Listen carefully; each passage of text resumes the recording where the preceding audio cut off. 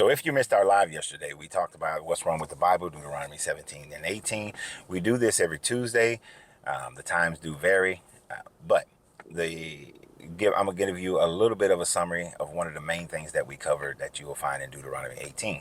And one of those things in Deuteronomy 18 is the fact that it gives out how to know if a prophet is true or if a prophet is false. But there's a little bit of a contradiction, and it's pretty jacked up of how it works. So basically, in that live, we talked about the fact that the Bible in Deuteronomy 18, towards the end of the chapter, says that if a prophet comes to you and this prophet is from God, and this guy will put his words in that prophet's mouth, the way that you know that it is not a prophet of God is that if they give a prophecy and that prophecy does not come true, then that person is a false prophet and that prophecy did not come from this God.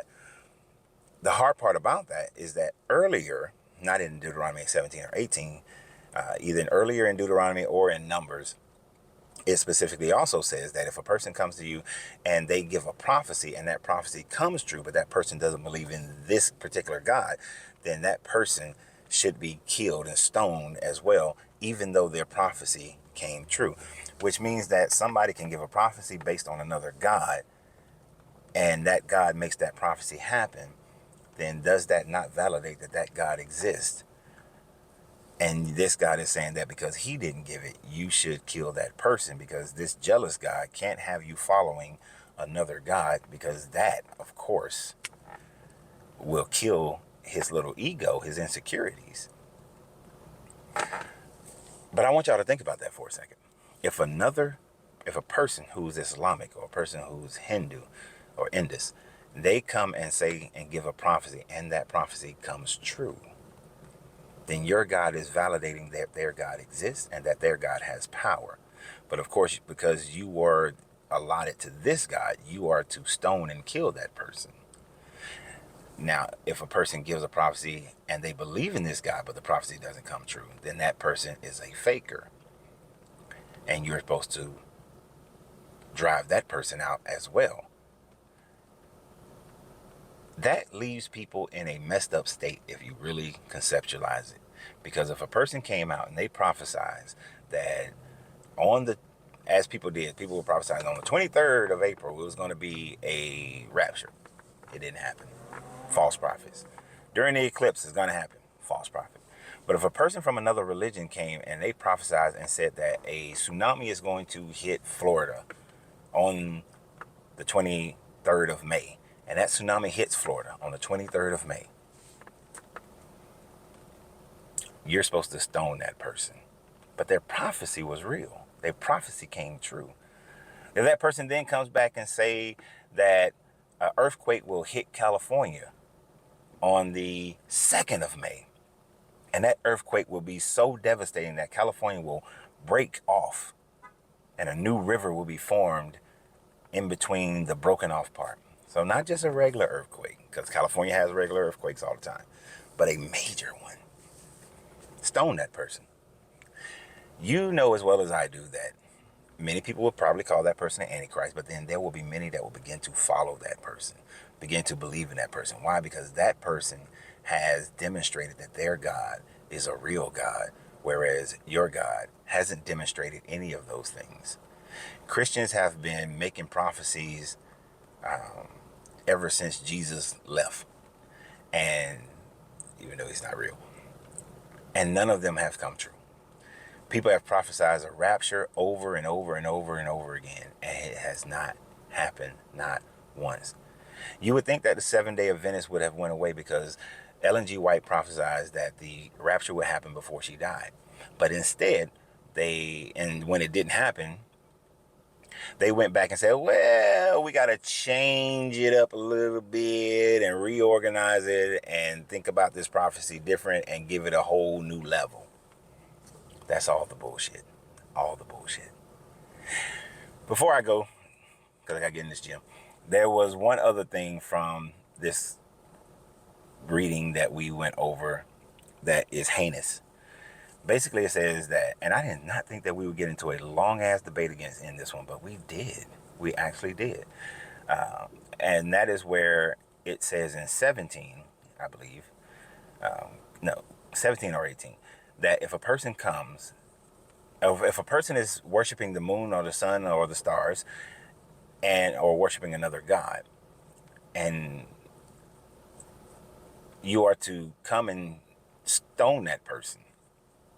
But it can't be on the eyewitness of one person. It has to be at least two or more eyewitnesses who come forward and say, this is what this person is doing. And then the priest and the judge will come. It says the priest, plural, and the judge will come, and they will cast the judgment on this person. And once they cast the judgment, that's it. There's no appeals process. There's nothing. And the whole thing is based on eyewitness. It is not based on going and truly investigating, just eyewitness account, as long as there's multiple. And then the eyewitness has to be the first one to throw the stones, and then everybody else throws stones at them and kill this person. That just opens the door to so much. And we see some of that in today. Because one of the things the JWs, Jehovah's Witness, they really believe in this one. And many young people who are SA'd by JW leaders are not believed because there are not 2 or 3 witnesses to validate whether or not they were SA'd. Now, I want you to think about that. When these types of situations happen, how many people are normally in the room? You have the person who's being assaulted and the person who's doing the assaulting. So you have the one witness. And this book clearly says that one witness is not enough. So unless it's witnessed by multiple people, then that person is not believed. And so they are generally they are looked upon as liars and cast out of this JW system. And that is what this Bible opens up to say. Now, on the one hand, you can say it's a good thing, because if there needs to be multiple witnesses, because if only one person says it, then that's not valid. But we know how people are. People will get you in a situation where there are no witnesses and they are not to be believed. This is why we have things like, SA kits to check and verify, to validate, to be able to know whether or not a person is telling the truth that goes beyond eyewitnesses.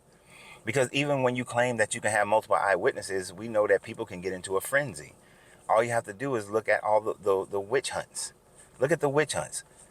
One person claims that somebody I saw them they were worshiping the sun because they were sunbathing.